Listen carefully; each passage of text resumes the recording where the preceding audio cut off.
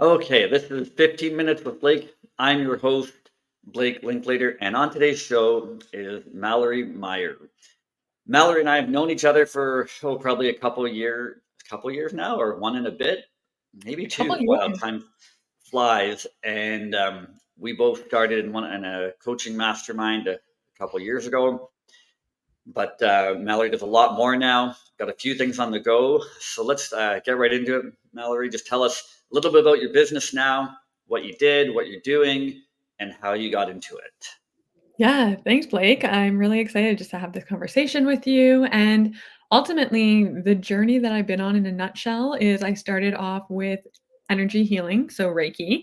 Ultimately, for anyone that's familiar with that, I like to say I kind of became an accidental business coach. And very much like when we met in that mastermind, that's really where I was at. I was a mindset coach, but again, accidentally turned business coach with a spiritual flair. And through my own evolution and just a lot of integration with my own learnings, I've evolved in the last year into now the titling of leadership and neuro coach. So, really bringing together a lot as well with polyvagal. So, talking about our autonomic nervous system, leveraging the nervous system to really expand to our next level in a sustainable way. And that's where I'm at. Cool. So what's a leadership and neuro coach? And then you said the polyvagal something or Yeah. other. So So, specifically, the focus of my work is around enhancing individuals, whether it be for teams and organizations or with individual leaders and founders, enhancing their performance and profit while also understanding how to lead their teams more effectively. And that's really where we get into the root issue of not necessarily having to compromise your well being in that journey to enhance performance and profit, but it really gets into what are some of those unconscious patterns that are operating because so much so with our nervous system is it craves safety. So a specific example that I always see with clients is if we grew up in a household that was chaotic or filled with anxiety and lack of patience, which I say this from my own yeah, personal experience, like it was the hustle. It was like everything's emergent and urgent. Get in the car, let's go. And when you just grow up in that energy, that's essentially what your safety algorithm, I'll call it, craves. And so when you go into corporate, that's how you're still operating. Like to be calm and to feel balance in your life actually is telling by your nervous system that this is unsafe, that there's a threat. So it's really about mm, like repatterning those types of patterns so you can feel at peace without necessarily trying to self-sabotage that peace. yeah. I think that's cool. I think so often we take our personal patterns into the business world. Yes, I would And agree. yeah, and we don't recognize it, we don't know, et cetera, but we take it in and we don't know how to process it, or we just don't even know. So I think that's pretty cool. So if I kind of get it right too, then so let's say you're, I don't know, a sales rep. I like sales because I don't know, I just do. I Yeah. like the thrill of the victory from my sports days. You're managing a sales team or even like an operations team. That's something that you could come in and help with. Maybe they're poorly performing on whatever metrics they're using, but that's something you could come in and be like, help them get better performance out of it in a variety of ways. In a variety of ways, exactly. Like, the way that I look at it is when we are in a position so within our nervous system, we have our different states of fight or flight, of freeze, but the most effective is when we are actually in our parasympathetic, which is all about being able to rest and digest. And when we are in that essentially state of our nervous system, we are activating our prefrontal cortex, which is where executive functioning lives. So, I bring this up only because I know this would probably resonate with you as well. Like working with a lot of neurodivergent individuals, individuals with like the focus is very much craved to be able to kind of give that energy to one task and prioritize effectively. That all happens with our executive functioning, right? So Mhm. within the team environment, like you were just saying, with operations, with sales, it's gleaming into them an understanding of, for one, the fluency of our nervous system, but also what we call a ladder. So, where are you on this ladder, and where can you invite in greater levels of awareness to your behaviors to then resource yourself with these exercises that I share that will actually activate your parasympathetic, your vagal branch, So then you can be more focused, you can be more connected, you can even communicate more effectively when we're in that state. And that's kind of the beauty of it. And when we really see individuals like battling with chronic stress, it's because they live in fight or flight. They haven't necessarily been able to take the time to get into a rest and digest. And that again could just be because it's considered a threat to our own physiology to be at peace, to be calm. Hmm. Very cool. All right, so tell me about like two things. What's your biggest success and what's your biggest failure? And you can start it either way. Okay, let's start with failure and keep it a little spicy here. And I will kind of like even the failure in the context that I'll speak to it too was just like a great piece of a lesson of feedback in my own journey. And I'm always reminded of, I want to say it was like a year and a half ago now, to be honest. I'm just trying to think. Time is such a blur. It was a year and a half ago. So ultimately, to say, I had one of my highest income months and I hadn't equipped myself well enough to feel safety in holding that level of wealth, knowing what to do with it, meeting the expectations of now those that had also invested in me. And like essentially, when we're talking about self sabotage, my Mhm. greatest lesson was I self-sabotaged my own success because it was so scary and activating for me to hold that level and be in that Hmm. energy.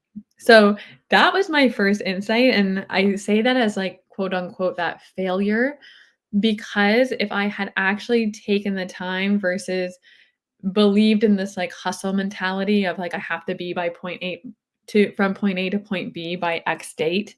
And I actually just like leaned into what I actually needed in my body, I could have sustained that success. Hmm. Whereas I was so just like focused on, nope, I need to ego tell me to make this much amount of money to say that I'm at this level. And then I lost that. So it was like rebuilding from there. So what did you, let's kind of elaborate because there's a couple ways I want to go on this. And one's the weight loss way and the example there.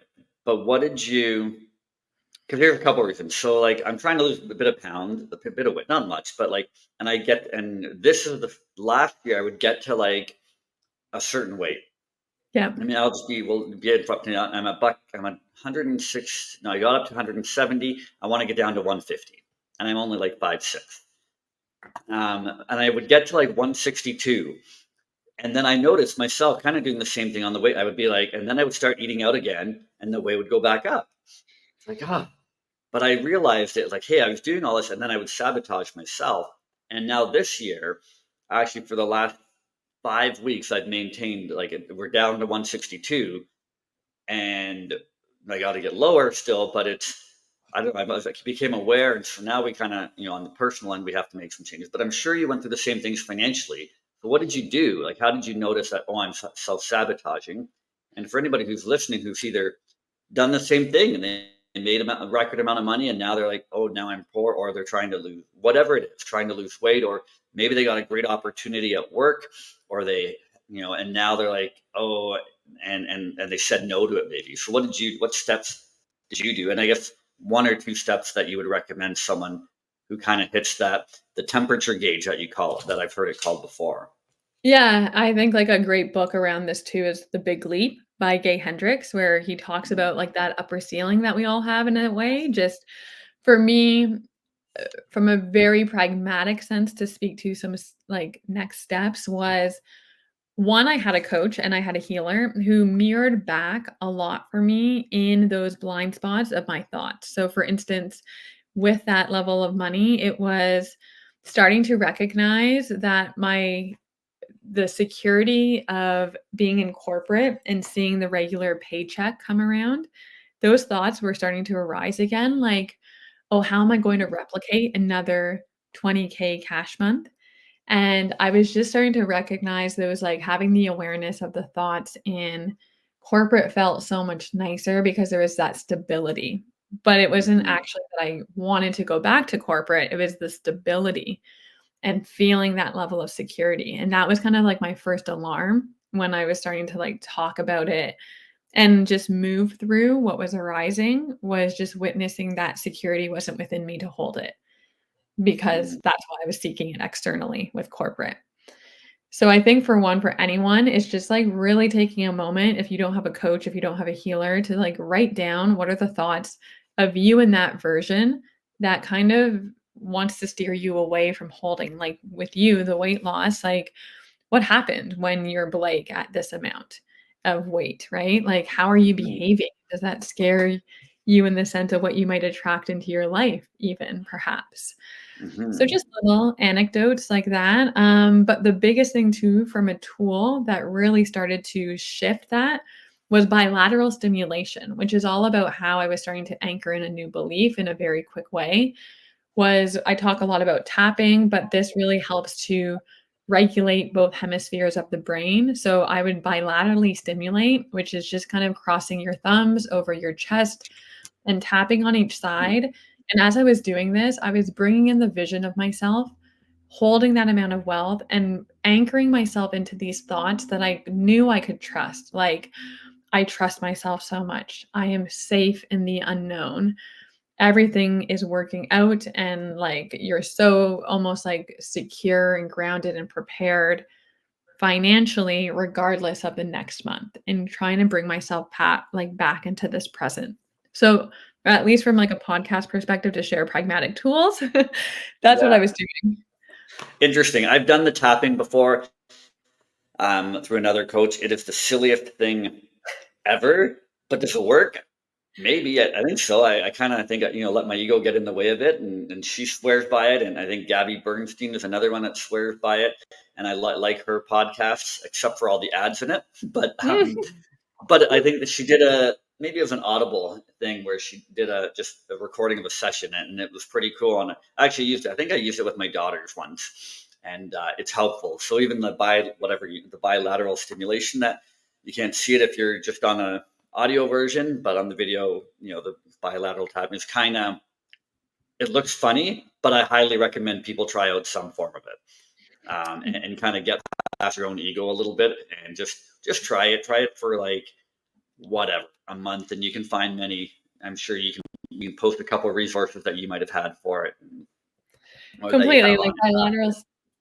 bilateral stimulation is for that, like the brain hemispheres, again, like bringing those more into cohesion. Whereas you may have tried like emotional freedom technique, which is tapping on those acupressure Yes, points. Yeah, that's the one. I love Yeah. that too.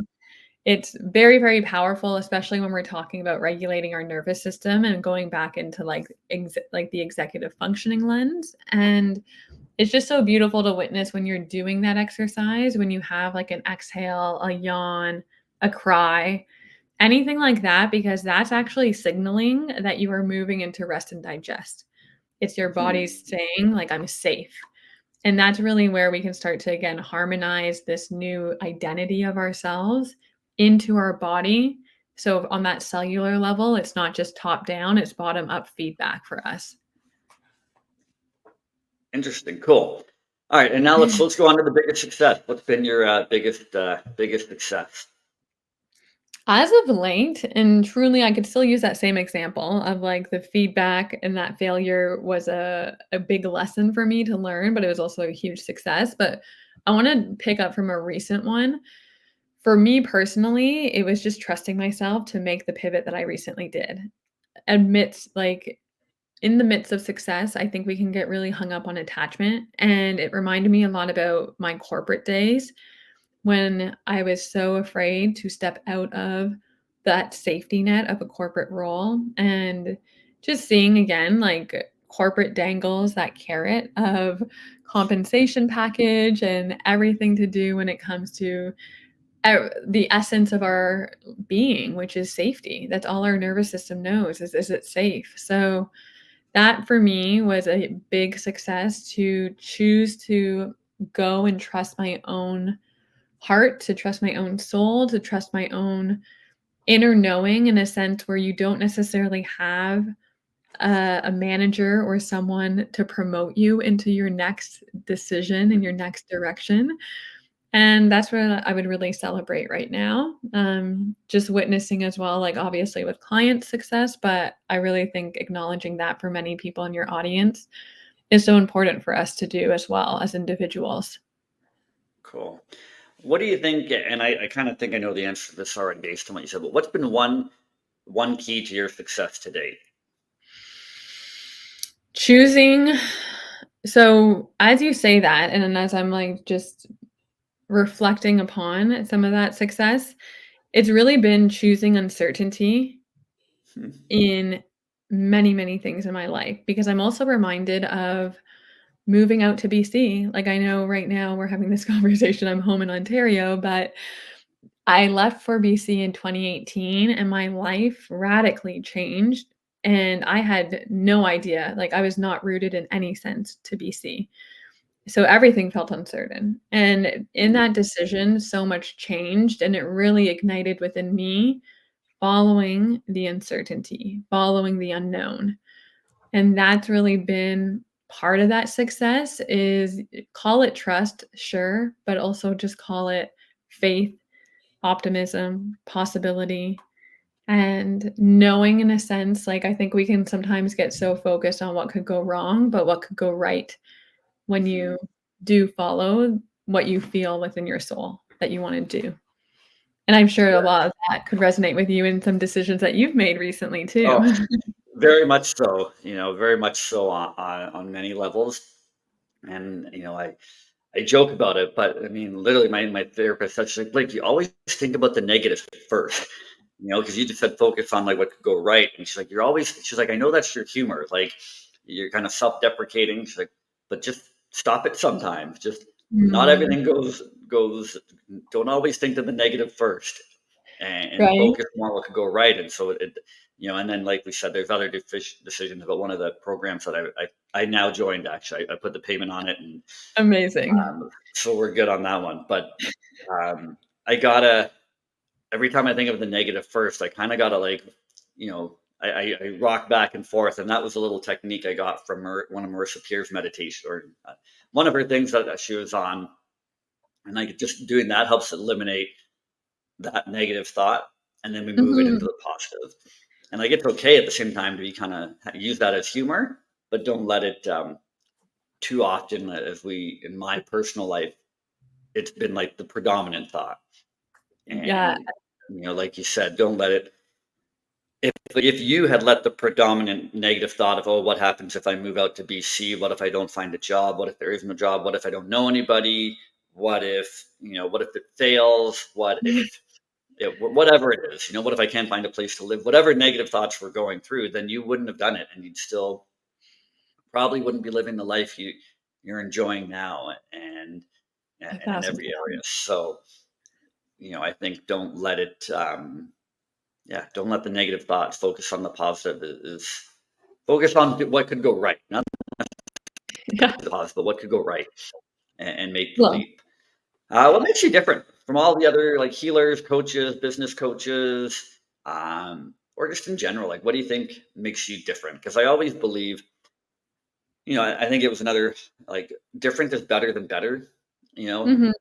and especially in like financial services, we're all the same to the general client. Like nobody can tell the difference from TD Bank, RBC, even in the US, name it Merrill Lynch, whatever, name them, they're all the same. But how you get more business as an advisor, even as a small business owner, as a coach, is what makes you different and how you stand Mhm. out. So, what makes you different? I truly bring it back to energy. So for me, like, intuition is my superpower. It's a blind spot that I catch with every individual when I'm in their proximity of, like, picking up on the cues of the unsaid, of the unseen. And I would in a business context, I can channel, I can bring through specific, like, language that this individual needs for their clients to hear in a way that will instantly attract and call in that right vibration, and I'll talk a little bit more in the woo-woo kind of language right now, Hmm. but really kind of, anchor into the frequency of the individual that they're really looking to serve as well, they're most empowered. While also just being so clear with them as to, like, this is a crutch, this is, again, a safety algorithm mechanism that you are operating from. What I'm already seeing is that one of the beautiful things I love is I kinda call in people's highest timeline through my intuition and through that channel, and we really just then bring them towards that vision and that goal, where it's to the point now where clients where they're like, "I've never told anyone that that's been a dream of mine, like, how did you just tap into that?" And it's really, again, comes back into energy, my maintenance of energy, my energy, like, hygiene, and very much like when you were talking about the negative, I always when we're talking about energy, our words are spells, the words that we say out loud and the words that we say internally to ourselves. So energy, energy, energy to match that vibration, that frequency, to ensure that there's no interferences coming into my world that creates that unstoppable success in my life and for clients too. So Mhm. that would make me, I guess, unique, There you different. go. Definitely, I think it is. That's your, in the short time we've known each other, it definitely that's like you do have this vibrant energy about Oh, you, and this like in all our conversations, like there's this I don't know. It's a woo-woo energy, and I like again, my therapist, like, she's like, "Stop calling it woo-woo." She's like, "It's not." She hates the word for it, but I'm like, "But it makes so sense," and she's all into it too. And I'm gonna send this to her, and she'll laugh, and we'll see what her thoughts are after, but she'll get it. I know she'll like it because she's really into it, and definitely, like, you have this such a positive energy, but such a I can't explain it. It's an interest. It's a positive one, but I don't know. There's something I'm gonna call it woo woo. There's something like there's this unguided spirit. It's not even spiritual. There's this energy that you connect with people on a different level. That's the best way to put mhm. it. Your ability to connect with people on an energetic level, which That is really hard to is. explain, and that's probably the best way I can explain it in English terms. And it's pretty cool in In the simple words, terms. yeah, complete I Pardon? get I'm hearing what you're saying and picking up exactly in, like, the intention behind it, and I just so appreciate receiving your words because that really means a lot, and when I set an intention of meeting anyone, that's kind of the energy I wanna leave them with was, how did I make them feel? Hmm. And something like you just expressed was, like, it's kind of, like, unexplainable in a sense, like, there's that magnetism too. Hmm. I felt seen, I felt heard. That's all I want at the end of the day. So, yeah, thank you. Awesome. Totally. You're welcome and totally appreciative and sincere and whatnot. As we close up, we're a little over, but that's okay. What's one action that my listeners can take today? And then we'll do some closing thoughts on it. One quick action would just be maybe to, like, ask yourself I'm gonna bring it back to the nervous system actually in this question. So, where do you believe that you are operating most predominantly from? Is it fight, flight, or freeze? That could be like, do you feel like you are constantly on the go, that you are maybe living out in success, but you feel like the other shoe is going to drop and it's too good to be true? Do you feel even a little bit dissociated and unmotivated in your morning? Just start to bring that awareness in first and foremost, because that's where the real work can begin to start to invite in some of those resources, tapping for one, to start to bring yourself back up this ladder when we're talking about the visualization to be more in your rest and digest in your parasympathetic. Awesome. Definitely. So go ahead and take those actions.